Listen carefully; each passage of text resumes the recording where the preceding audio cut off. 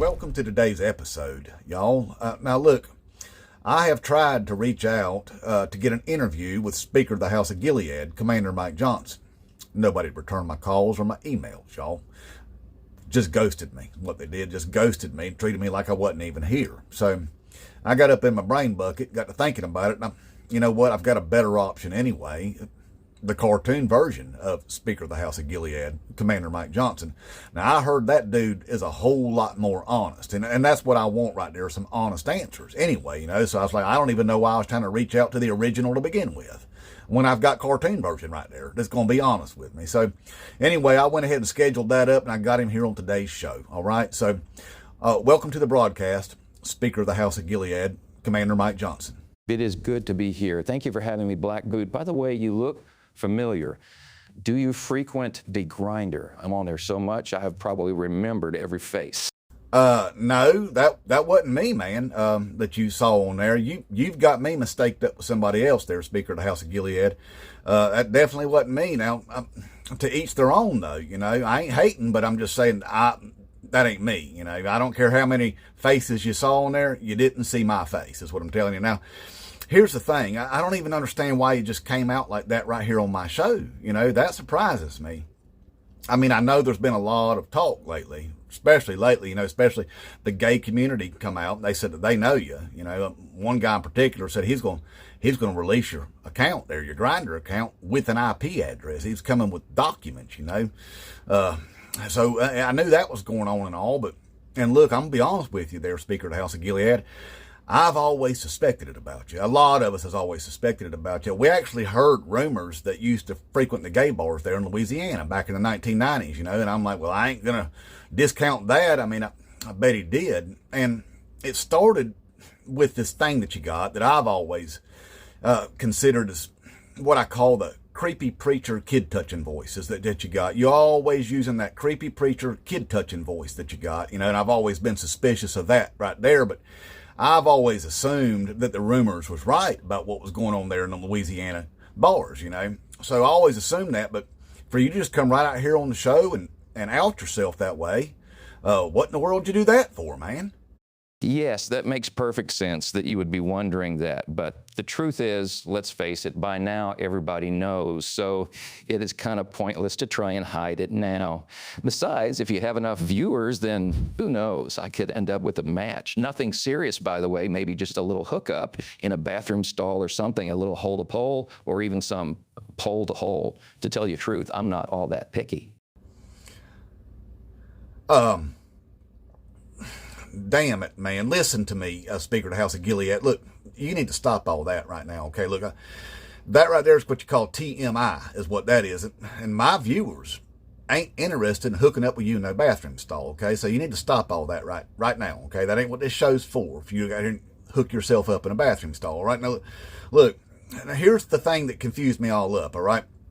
Back in the day there, whenever you had won the speakership, I remember you giving a speech there, and you had said that your wife had been on her knees for 2 weeks leading up to that. And this whole time I had been questioning your sexualities and stuff, because of the way that you are with your creepy preacher voice and stuff like that. I've been, more than your sexuality, I was questioning other things about you, But like I said, we'd always suspected you was in the closet, And ain't nothing wrong with being gay, but when you're closeted up and you're out there, bashing other people, well, there is something wrong with that. But anyway, I was questioning that, but then you told me that your wife had been on her knees for 2 weeks. And I'm like, well, he ain't gay. She'd been on her knees for that long. He's enjoying it up right there. But it dawned on me. I was like, well, that's a long time right there for any woman. Either she ain't doing something right or there's something more to this story, And then I thought, maybe what you was doing, you was talking about she was praying on you there for 2 weeks. And I'm like, well, that don't make no sense either. Because to my knowledge, you only knew about you running for the speaker for like 2 days, not 2 weeks. That didn't make no sense to me either at all. So I was all confused up about that, So anyway, I just wanted to let you know that never made any sense to me right there. So you saw through that? Yeah, that's just straight white Christian man talk. It is something we do to make us sound as if we are godly men. We say things like that a lot. It's kind of our go-to. You would be surprised at how many gullible people fall for that. But really? On her knees for a couple of weeks? I wasn't aware myself that I was in the running until about 2 days before the vote. And the thing you are implying about her being on her knees for a couple of weeks, that's not lost on me. But if she was doing what you are implying, well, it would most likely take her that long to bring me to, skeet skeet. She don't have that grizzled chin that a man is looking for. Hey, look, man, you're going to have to stop that, all right? Look, you're getting on here all gayed up on me right now, and I'm trying to have a serious conversation with you. You keep gayed on me. Now, I don't want to hear about no more grizzled chins and pole to holes and hole to poles and hooking up in bathrooms. Stop it right now. I'm all confused up about you, okay? And I'm trying to figure you out, all right? Now, I can't understand people like you and, well, the entire Republican Party. They go out there and they bash people for their sexualities and stuff like that all the time, just attacking people for what they do in their own bedrooms and stuff all the time, And I've always been confused about why you're so interested in what goes on in other people's bedrooms. I figured it might be some of that projection stuff going on, but you go out there bashing on people all the time for it, and you turn around up here and you're gaying up my whole show right now, So, I mean, what in the world do you do that? Why do you go out there and attack people for the same thing that you're doing? That don't make no sense to me. I can see where you might be confused about that. It is because I'm actually just a giant hypocrite. I'm not sure if you are aware of this, but I built my entire career around being a straight, white, Christian man. So it's not that I could just come right out and say, hey, look at me, I'm a flaming homosexual, not running as a conservative Republican. So I attack other people who, by the way, probably aren't as gay as me. That would be hard to beat. And I get the donations, the votes, and of course, the power that I enjoy today. Okay, well, I mean, I do get that. I mean, I kind of figured that about you, really diabolical is what you are. But the thing is I'm all confused up about this. You're supposed to be a God-fearing Christian man. I mean, you have went around this country and convinced up on some people that you're a God-fearing Christian man. And that's a lot of the reason why a lot of these people vote for you, because they think you are what you're saying you are, And here you are out here on my show, out here just gaying it all up with your hole to poles and pole to holes and stuff like that. Pretty much just holding yourself out. I mean, trying to get with my audience and things like that. You got to calm yourself down a little bit, all right? Control yourself. But I just don't understand this. I mean, you are a Christian man, and here you are out here behaving like that. Can you explain to me how that even works? Oh, you think I'm a Christian? No, I'm not. I am a Christian nationalist. And those are two different things. See, actual Christians, they study and strive to apply the teachings of Jesus Christ to their own lives, and they don't attempt to force their religious beliefs on other people. In fact, they tend to be very humble and accepting. Christian nationalists, on the other hand, we think that Jesus is too woke. See, what we do is cherry pick parts of the Bible, mainly the Old Testament, because, well, it is much more authoritative, a lot more brutal. And what we want to do is use these cherry pick scriptures to impose authority and control over the entire nation, but mainly the women and the little girls, and of course, those precious little boys. Well, damn, there, Speaker of the House of Gilead, that's pretty gross, really. I mean, look, now, a couple years ago, I got to reading up on some stuff. There was these red states out there, these red state legislatures, I remember. And there was some of these people that was trying to push laws out there so they could marry up on some 12-year-old girls, And I was like, that's gross, right? Why would you do that? But I was looking into it, and sure enough, they was trying to pass laws there to lower the age of consent to 12 years old. And I was really just kind of like baffled by the whole situation. I was like, why would a grown man want to marry up on a 12-year-old girl? That ain't right there. I mean, we've got terminologies for that, and it ain't called marriage, And I don't understand why anybody want to do that. And another thing, I really don't think God would approve of that, Speaker of the House of Gilead. I really don't. Hello, I see you have been doing a little homework. Yes, we have had some of our smaller state representatives float trial balloons, if you will, just to kind of warm the public up to the changes we will make. See, relying on our weaponized, cherry-picked scripture, we can say this, when God raped Mary, which The truth is she didn't exactly give her consent. In fact, he more or less, well, he Bill Cosby'd her, and Mary was what, about 12, maybe 13. So what that means to sick, twisted, perverts, Christian nationalist men, if rape is good enough for God, then it's good enough for us too. And 12 or 13 seems to be the age that God approves of. Wow, so you Christian nationalist folks are just as disgusting as I thought you were. Now, look, here's the thing that I don't understand about this, Speaker of the House of Gilead, is I look around this country, and y'all seem to have got yourselves into some positions of power around this country, up in our governments and stuff like that. Well, I did some mathing on that just a couple years back, and what it said was that only about 70% of the population of this country identifies as Christian, okay? And only about 15% of them identify as Christian nationalists. So if you do the math on that there, Speaker of the House of Gilead, that only comes up to about 5% of the actual population are Christian nationalists, disgusting, filthy human beings. So what I'm wondering there is, how in the world did you get up in our government the way you did, But 5% of the population clearly didn't put you in there. Ain't no way, you don't get elected off 5% of the population. That right there ain't never made no sense to me. That is an excellent question. See, we have always been fully aware that if we wanted to control the people, thereby controlling the government, then we would have to infiltrate the government. So that is exactly what we did. See, religion is big business, therefore big money, especially since the government has always been afraid to tax us. That's because they knew that we cry oppression. So we took that money with our Christian nationalist billionaire friends, and we bought the Supreme Court while simultaneously gerrymandering the absolute hell out of our red states. So by doing so, we have achieved, well, minority rule.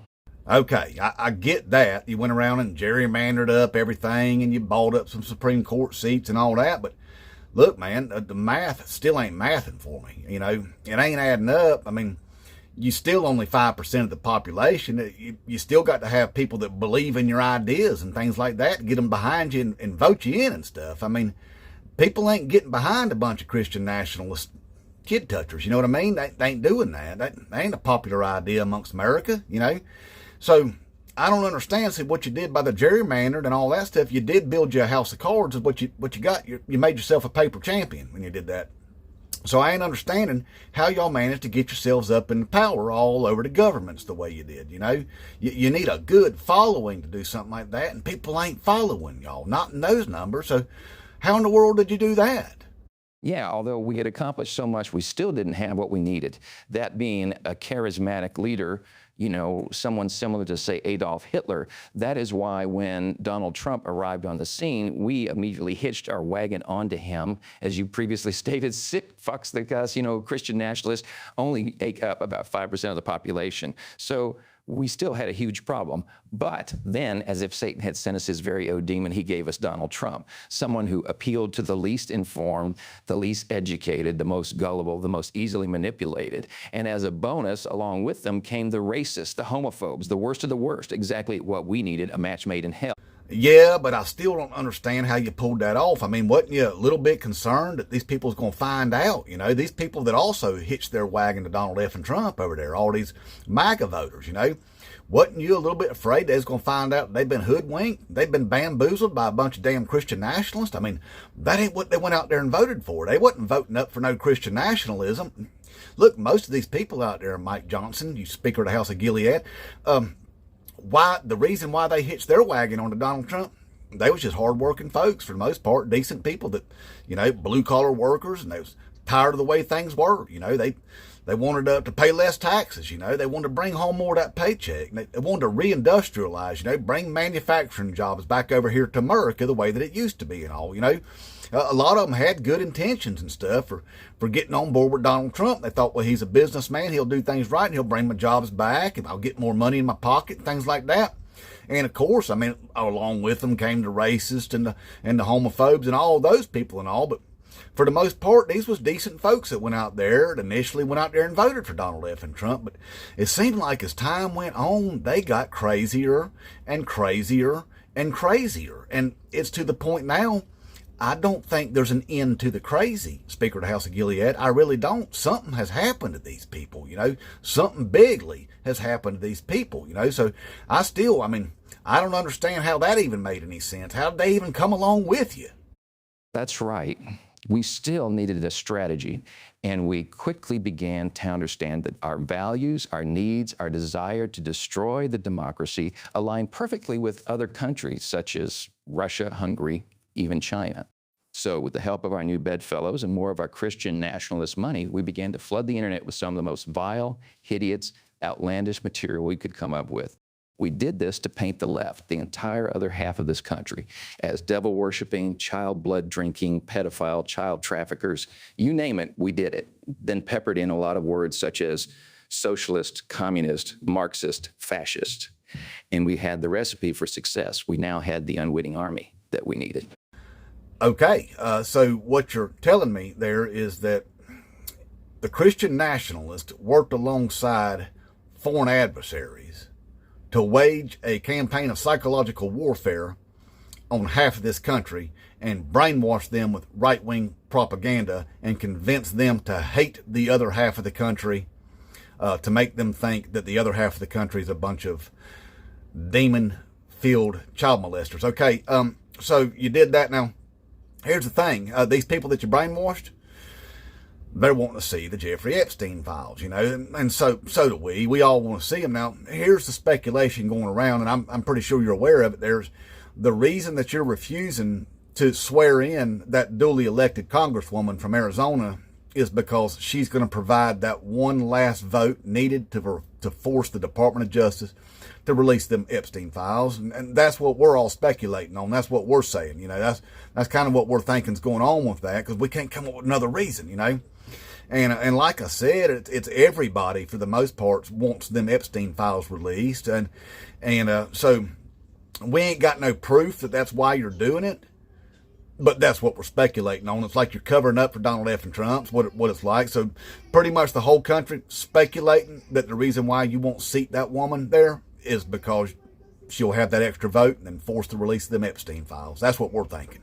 And you would be correct. It is absolutely about the Epstein files. I mean, anyone with a half a functioning brain already knows that President Trump's name is all over them. But unfortunately, that isn't our biggest concern. Are you aware that we, the Republican Congress, has a $17 million hush money slush fund of taxpayer dollars, by the way? Yeah, we do. So there is also a very large number of us in those documents, along with our wealthy donors.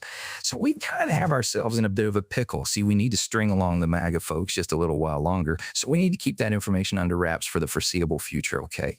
Especially because of what we did to them with that one big, beautiful bill. Because we may still need them to vote for us again in the midterms, but we're not sure yet. Okay, I see why you're saying that you got yourself in a pickle right there. And y'all do. You got yourself in a genuine pickle right there.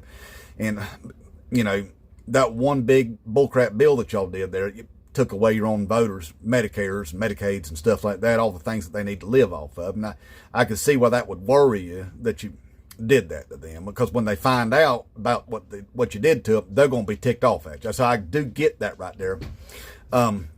And then the whole Jeffrey Epstein thing, y'all are all slush funded up over there. So that makes sense, that y'all would be up in them Epstein files too. Now, here's the thing. Here's why I think you went wrong there, Speaker of the House of Gilead.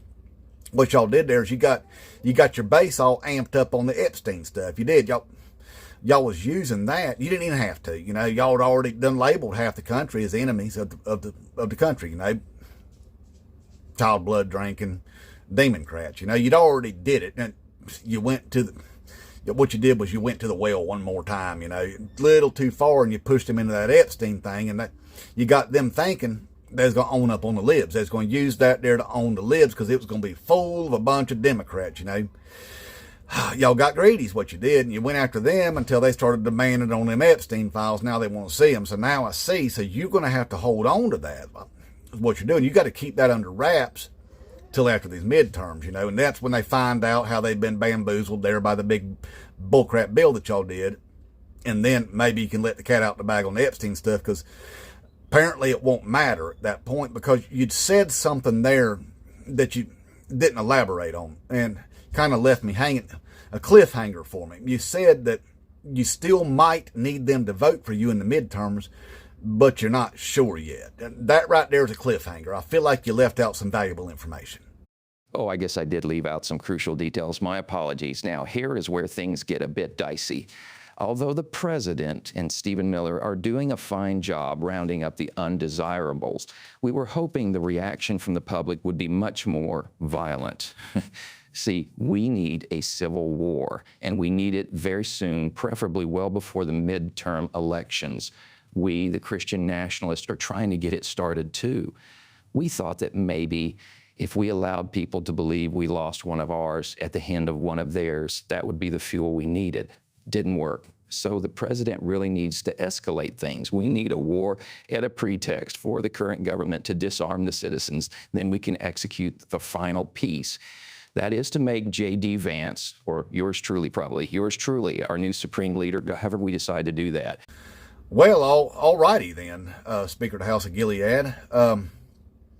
That's quite a plan you laid out there for me. Now look, we kind of already suspected all this. I just wanted to let you know. I just wanted to bring you on the show there just to kind of confirm it all. But that's kind of what we suspected when we saw that big orange bloated syphilis up Adderall riddled idiot, that Donald F. and Trump.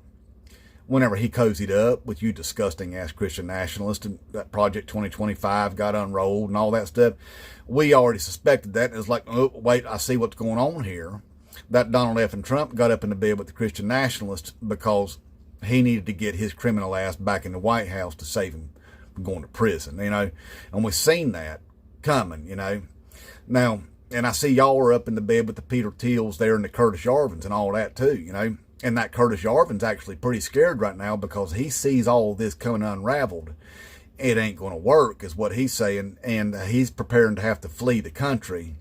And probably like a lot of y'all Christian nationalists for trying to pull something like this off on this country. But man, Speaker of the House of Gilead, what you laid out there is a pretty hideously disgusting, horrible future for this country. Well, thank you. Yes, it is, and delightfully so. Think The Handmaid's Tale, only magnitudes more fun. That is what we are hoping to achieve. The temporary government, the Trump administration, is already laying the groundwork to build the infrastructure that we will need. So they spend the $200 billion that we basically stole from the neediest of people. They are investing in much-needed concentration camps. We figure if the war is bloody enough, we can get the population down to about 220 million people, as called for in Project 2025. Those will be mostly, white people. Then we can continue to thin the herd, if you will, and as we quickly dispose of the camp occupants, we can convert them to fertility compounds for the more mature women, conception/puberty camps for the more desirables, and we can finally rebuild a white Christian nation. We are so close, I can barely contain my glee. Oh, hold on. Oh, wow. Speaking of glee, I just got a grinder match. Well, I enjoyed the talk, but it looks like I need to run. Another truck stop bathroom, but beggars can't be choosers. So thanks a lot, Black Boot. Well, there he goes, y'all. He done runned off on us. Looked like he got himself a hookup there, a little pole to hole or some hole to pole. I don't know which one he's going to be doing up there in that bathroom stall. But look, anyway, I'm sorry I couldn't get the real deal there, the original Speaker of the House of Gilead, Commander Mike Johnson. But look, I did the best I could do, and I got the cartoon version of him on here, okay? And now, to be honest with you, I think he's probably the most honest one we could talk to anyway, like I said before, I think that we got the most honest answers we could out of the cartoon version of him, because I don't think there's a snowball's chance in hell that the other version of him would or is even capable of ever telling the truth to the American people, because all that ever comes out of his mouth, just like every other Republican in our government, is bullcrap and lies. Okay, so I think we heard the closest thing to the truth that we're going to hear out of the cartoon version, y'all. So I hope you enjoyed today's podcast, and inmate Trump.